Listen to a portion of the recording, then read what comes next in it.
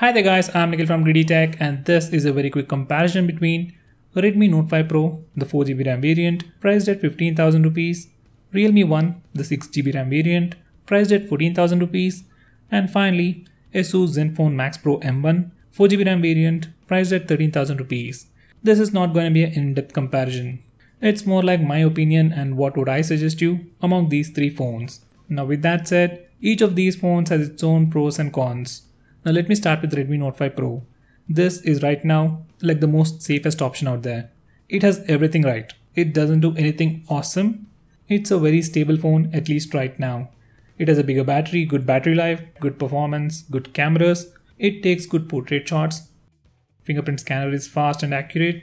It also has face unlock feature which is kinda okay. On the whole, it is a safe choice. The only thing that I don't like about this phone is its weight. So if you're okay with that and want a safe option without many issues or complications, then you can go with the Redmi Note 5 Pro. Now coming to the RealMe 1, it's really a great value for money and in many ways much better than Redmi Note 5 Pro. For example, it looks very unique, it weighs less, it weighs around 155 grams while the Note 5 Pro weighs around 180 grams, so it's considerably light in weight. It has a decently large enough battery, 3400 mAh, and it can last you a day, and that's more than sufficient. Even in terms of performance, it is better than the Note 5 Pro, at least on the paper. Now, for 14,000 rupees, you're getting 6GB of RAM and 128GB of storage, along with a dedicated SD card slot, so that's a killer deal for media lovers. Now, cameras on Redmi Note 5 Pro are definitely better than Realme 1, but you'll be able to take better pictures on Redmi if you have some idea about photography, like when to take a HDR shot, when to take a normal shot, and the Note 5 Pro doesn't support auto HDR, so you have to manually turn it on and turn it off, and the capturing speeds are slightly slow. Now compared to that, on Realme 1 it has auto HDR and it does take some pretty good images. Personally, I'm not a camera guy, I just want to take out my phone, take some pictures, and I want them to be good. If you're someone like me, Realme 1 will deliver better results. But if you're someone who has the patience and some knowledge about photography, Note 5 Pro will do a better job.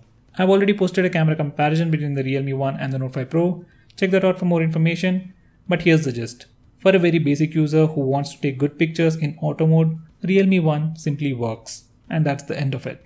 Now so far you have heard all the good things about the Realme 1. Now coming to the bad things. As of now, memory management is bad. And based on my usage using the 3GB RAM variant, and according to other videos on YouTube, this phone, at least the retail phones, have memory management issues. It's a software issue and it can be fixed with an update. But we have to wait for OPPO to release it. So even though this one has a lot of performance, it doesn't seem all that powerful, at least right now. Now the next disadvantage is the lack of fingerprint scanner. Now the face unlock on this phone is super fast, definitely better than any other phone under 15,000 rupees. Most of the time, it will unlock your phone. But in complete pitch darkness or when there is a bright light source behind you, it fails.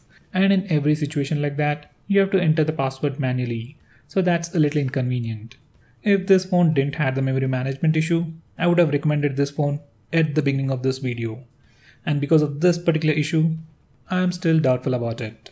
Now coming to the Asus M1, I really had huge expectations when I saw the launch, spec sheet, pricing, but when I hold the phone in my hand, it kinda feels cheap when compared to the Redmi Note 5 Pro which had similar build. This phone slightly feels cheap. Now it has the performance same as the Redmi Note 5 Pro, it is powerful, stock Android, it is very responsive. Let me correct that, it is responsive. It is not super fast, not very well optimized, but good enough. It has a huge battery, good rear camera, memory management is good. It even has a dedicated SD card slot, so everything is good so far. Now the front facing camera is bad, camera optimization is not done yet, and finally, fingerprint scanner is slow, which gives you a horrible experience every time you try to unlock the phone. So considering the bad front facing camera and the fingerprint scanner, I will not recommend this phone for a normal user. Now if you're someone who knows what you want exactly, then you can definitely go with this phone if you know what you're getting into. But I wouldn't recommend this phone. So guys, I think this video might be very confusing for you, so let me wrap it up. Under 15,000 rupees, if you want a safe option, just go with the Redmi Note 5 Pro. If you're looking for something more, if you want the best value for money, I'll suggest you to go with the Realme 1, but if possible, wait to see if memory management bug is fixed or not. If it is not fixed, just don't go with it. It will just give you a horrible experience and all that 6GB of RAM or the storage is simply not worth the effort. Now Asus M1, if you know what you want and you want that phone, get it. I really don't have anything more to say. So guys, that's pretty much it for this video. I hope you like it. If you're planning to buy either of these phones, use the link in the description. It really helps the channel. If you want me to make any specific video, tweet out to me with the hashtag AskGreedyTech on Twitter and I'll try to make it as soon as possible. I'm Nikhil from GreedyTech signing off. Have a nice day.